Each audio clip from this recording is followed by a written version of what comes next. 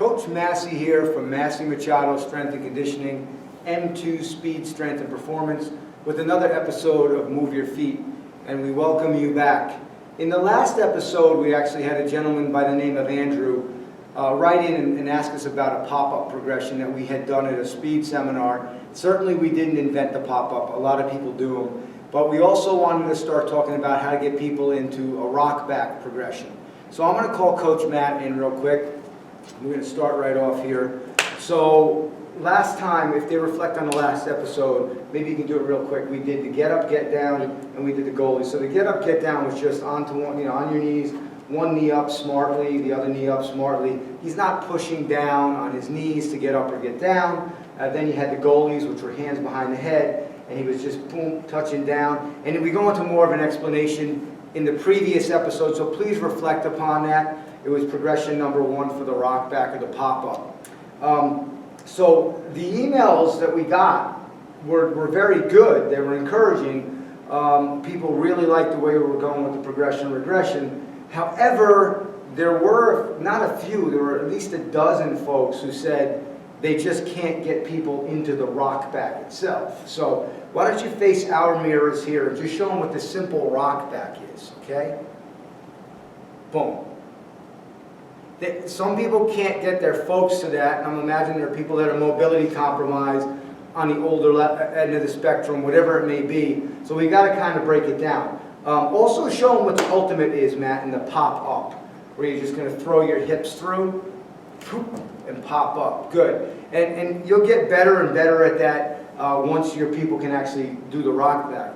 So our concern was kind of going back a little bit, stepping back. This may turn into sort of a lab today about we have to get them to get their people into the rock back. So some people said they had seen episodes a while back on the goalie progression, or get up, get down, and they were able to get their people through that. When they started getting into the rock back, they were saying that people were rocking back and kind of having to jump forward. They weren't able to get into it smooth.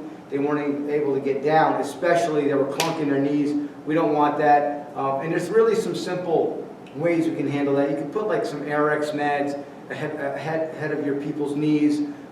Maybe situate a box just ahead of people's knees also, if they need to start that way, which is actually another regression, starting people on that box.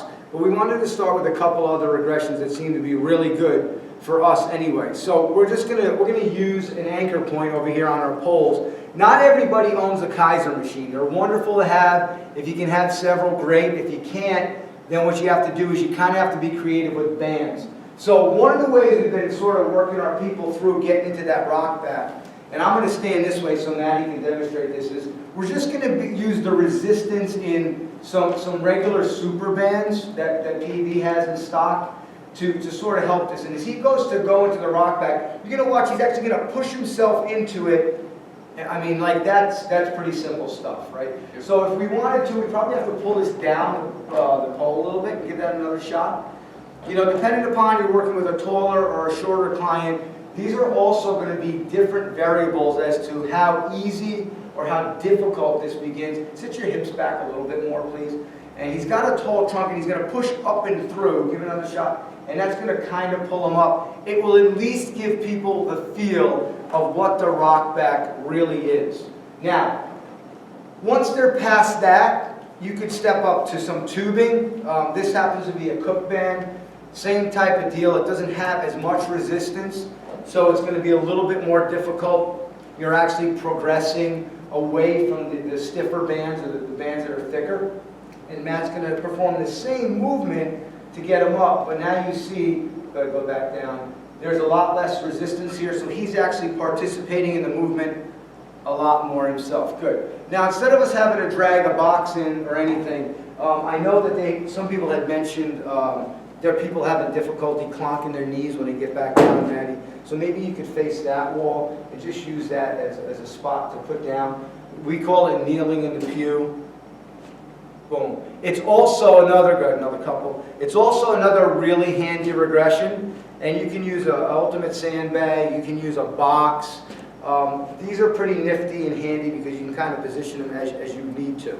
So that's sort of sitting back, stepping back, and giving you some suggestions. I love when this becomes really collaborative, if people can sort of fire back emails and tell us ways they're helping people get into this rock back, because ultimately we want to have that pop up, and as you see as we continue in these episodes, we'll start putting in some dynamic movement out of the pop up, and that becomes really cool. But a couple of things we did want to address also in this episode was ways to load it. So we're going to simplify it.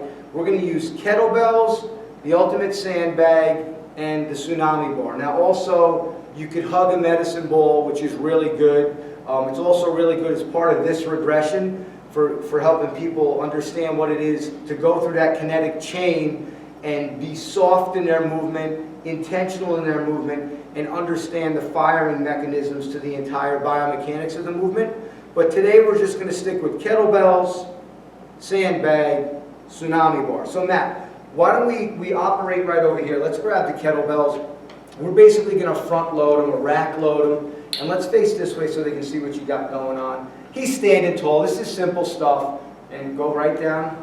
And then pop up, push through. Good. And hips down and back. And then up again. Boom. Okay, so we know what it looks like. Now hang them behind you. We call this sort of like a tricep press load or a rear load. We actually do a lot of movements in this fashion for a lot of reasons. He's got a good tall trunk right now. Let's see you just go down that. Boom. And then push up and through. It requires a little bit more control. And what's really cool about that, again, if you watch, go ahead, Matt, perform it. He goes and he really finds that vertical line at the top. Because if he doesn't, he's going to continue that way. All right, Matt, you can dump those. That's rather simple. Now we're just going to take the ultimate sandbag. And just a quick note on this. We love the handle placement on this. We actually teach younger kids some of the clean variations with this because of those handles. So Matt's going to do the same deal. He's going to front load this or front rack it. And Matt, just go through it again, show them what it looks like. But let's try to keep that bag tall, almost chin level. Because we're fighting for tall trunk, becoming aware of our vertical line. So go ahead, give it another shot. And as you can see, Coach Matt is really smooth. Oh! I just said really smooth. So he needs to find his footing and push through. Boom! That's what happened last time. He rushed through it. You can see that that movement was very intentional, and he went through the entire kinetic chain to get there.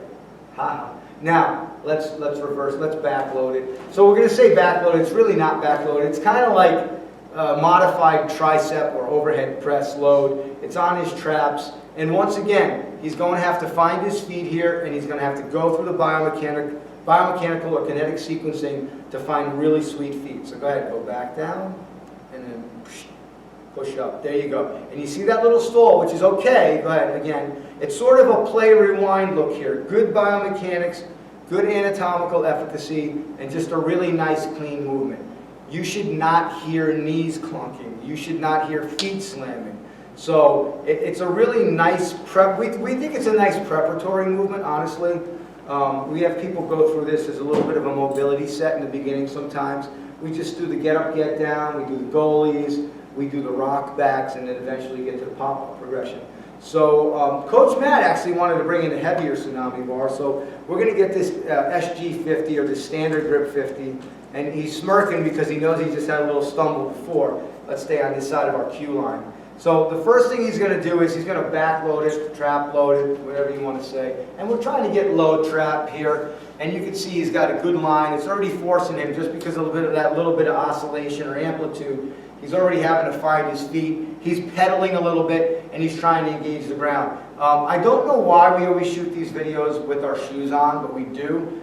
We do a lot of barefoot training, and normally we'd like to do this also that way because I get to see how the toes flex and extend. But right now, Matt's just going to demonstrate that movement with the tsunami bar. And boom, as he goes down, it pushes up. Well, the SC throws him off center. So what we have to do is really fight up and through that oscillation. Good. Now let's see if we can go a little quicker. Up and down, Matt. Show him that you have command. Push it up and through. Ooh, and back down. Come on. And he's going to get a couple of reps on this until I start seeing that. And then boom, and then up. So active type squat. Perfect. Now, you want to Zercher load it or front load it? Zercher. He's going to Zercher load it now. Now this is going to force him to really go tall trunk Don't know why you're a sucker for punishment, but I'm checking, and from the front, just give a quick turn to the front and let them see. It's imperative that he has equidistance on both sides, otherwise he's going to be fighting some lateral flexion, which we're not going to want. So Matt, give him a shot facing the camera so they can see what you're trying to overcome here. And when you can put a little speed into it as you come up and through and push. See, you got to take a couple of reps for that. Go ahead, boom, down. Hey man, completely uncut, unedited. Good, and then back down, and one more, and up. Boom, okay, now go sideways. Now when you're in the when they're getting a sagittal view of you, you have to be really honest here, because otherwise you're going to collapse and get kyphotic at the back, and that's already breathing a little heavy because it's not easy.